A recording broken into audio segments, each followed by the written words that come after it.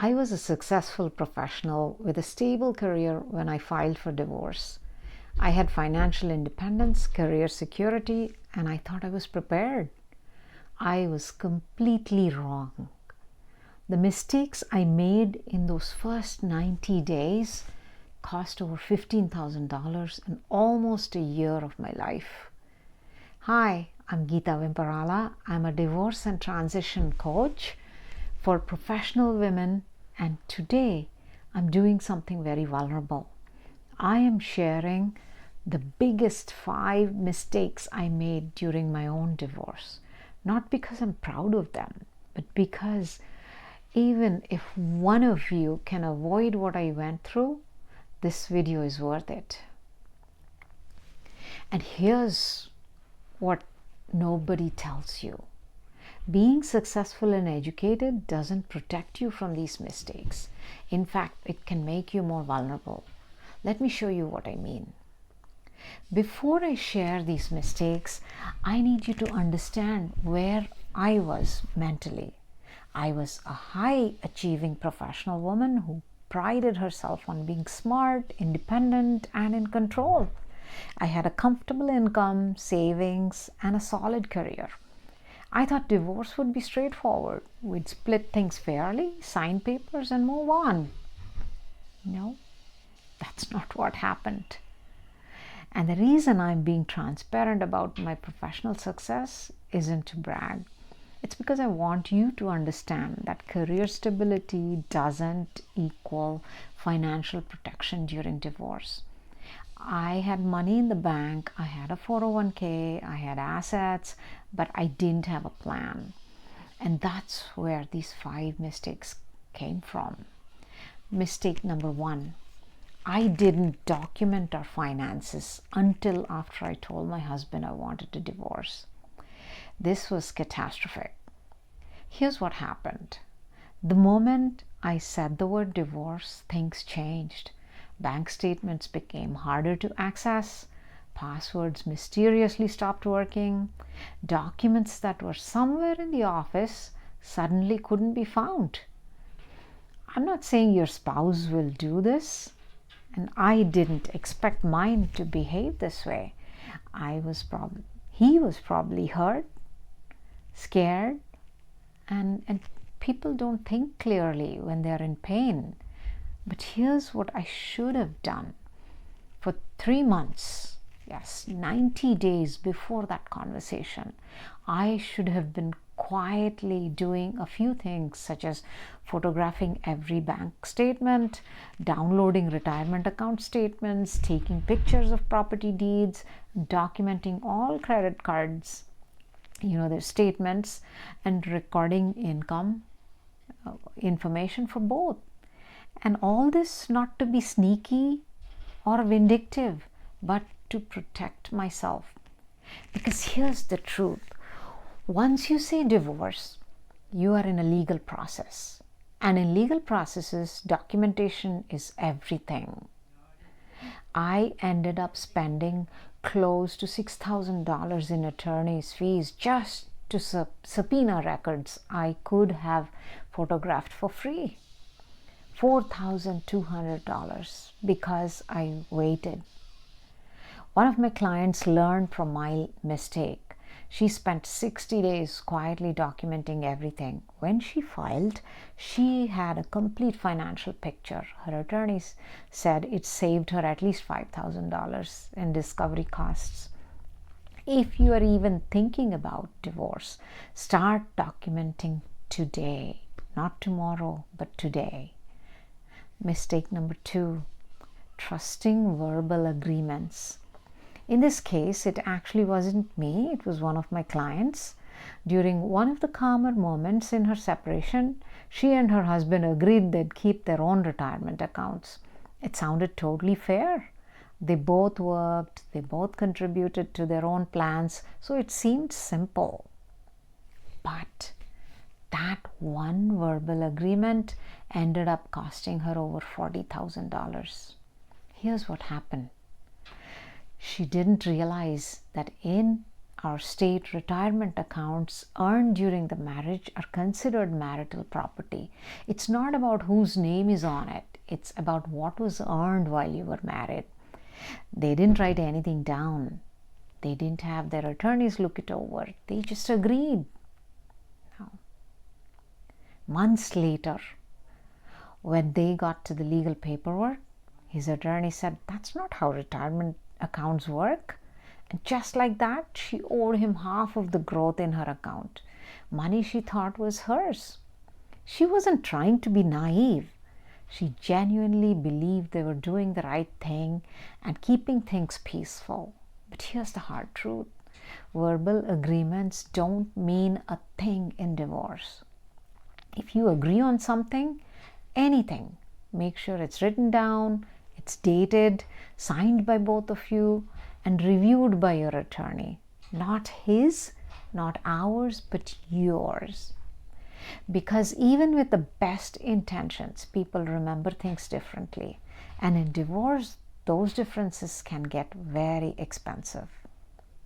Mistake number 3, I didn't separate our bank accounts fast enough.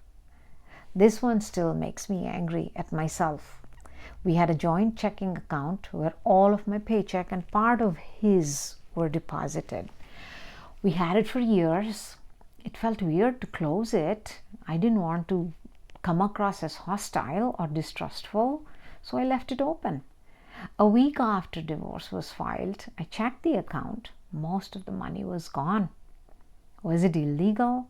Not necessarily. It was a joint account. He had every right to that money. But did it devastate me financially? Absolutely. I had to borrow money from my parents to pay the rent that month.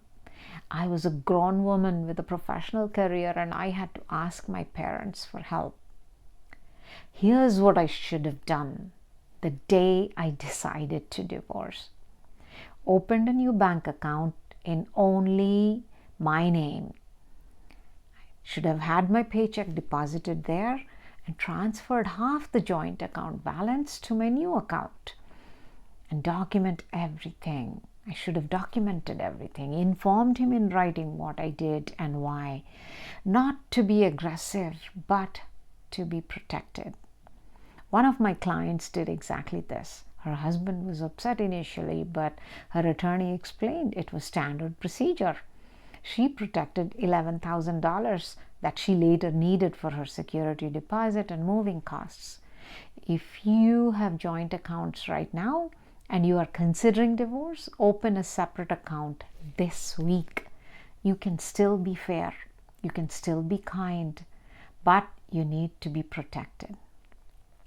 Now we come to mistake number 4.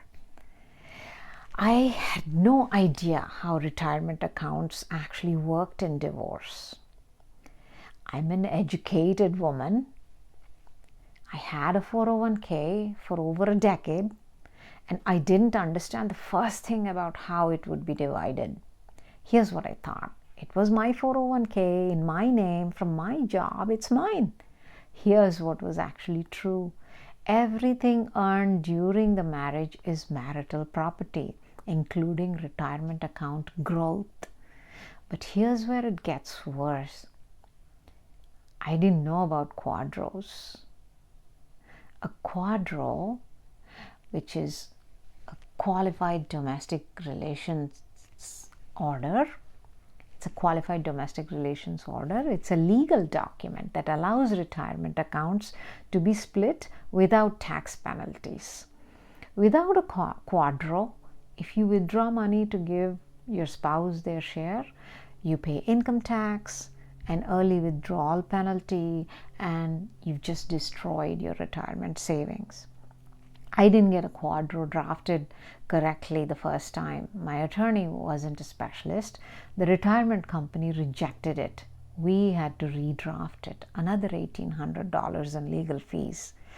This was many years ago. It costs a lot more now. And during that time, the market dropped. The account I was supposed to split lost multiple thousands in value, which meant half of that amount was lost. Here's what I wish I had known. Retirement accounts earned during the marriage are marital property. You need a QDRO to split them without penalties. Using an attorney who specializes in QDRO, not a general divorce attorney, is a must. Get the QDRO done fast. Market changes affect both of you. And it's important you understand the difference between defined contribution plans and pensions. I now have clients who come to me and say, I have a 401k, what do I need to know? And I walk them through this before they file. One client saved $6,800 in taxes and penalties because she understood QDROs from day one. Don't let retirement accounts be a mystery. They're often your biggest asset. Treat them that way.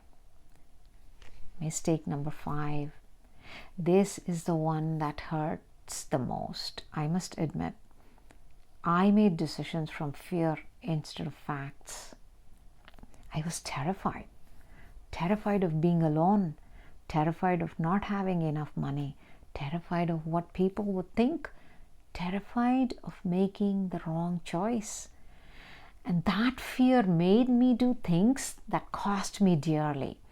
I accepted the first settlement offer, because I was afraid of a long court battle, even though my attorney said we could negotiate for more. That fear cost me $8,000. I didn't ask for temporary spousal support because I was afraid of looking weak or even greedy. Even though I was entitled to it.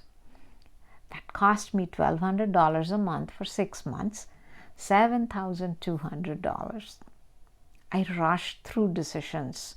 Again, mind you, these numbers are from many years ago. I rushed through decisions because I wanted it over. I wanted the pain to stop. And rushing cost me clarity. Here's what I learned. Fear is a terrible financial advisor. Fear tells you to accept less than you deserve. Avoid conflict at any cost. Rush through decisions, not ask questions because you're afraid of looking stupid. Give up things just to keep the peace. But facts are your friend. Facts tell you what you are legally entitled to, what's fair based on your contributions, what you need to maintain your standard of living, what questions to ask, when to push back. About 8 months into my divorce, I finally hired a therapist, and she asked me, what are you afraid of will happen if you advocate for yourself? And I realized I was afraid he'd think I was greedy. I was afraid the judge would think I was difficult. I was afraid of being seen as the bad guy. But here's the truth. I wish someone had told me this is a legal process. It's not about being nice or being liked. It's about protecting your future. Before you make any decision in your divorce, ask yourself, am I making the right choice from fear or facts? What would I advise my best friend to do in this situation? Will I regret this decision in 5 years? So those are my 5 mistakes. Not documenting finances early enough, trusting verbal agreements, waiting too long to separate accounts, not understanding retirement accounts, making decisions from fear instead of facts.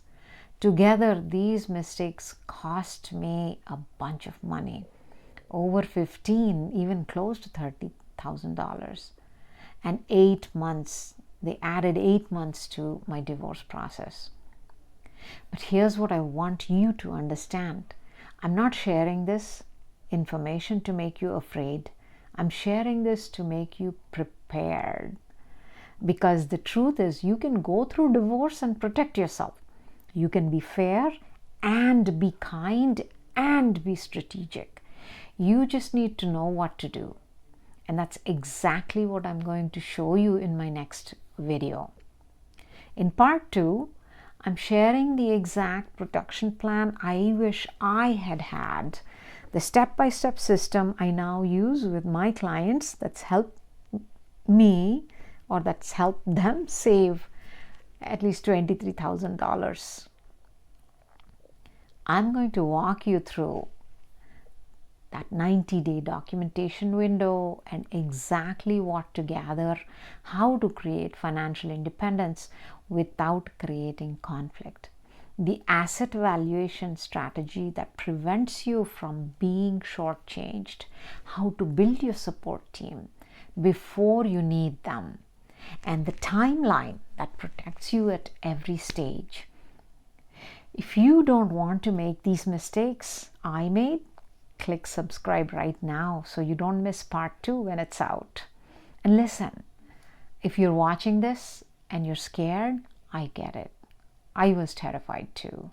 But you are not alone, and you don't have to figure this out by yourself. If you want personalized guidance for your specific situation, I've put a link to a clarity call in the description below. We'll talk about where you are, what you're facing, and how I can help you protect yourself. Below you will also see a link to my free, private, and confidential group called Divorce with Grace and Clarity. Join that group for more resources and training videos. You deserve a divorce process that's fair. You deserve to protect what you worked for, and you deserve to move forward with confidence. I'll see you in part 2. Take care of yourself.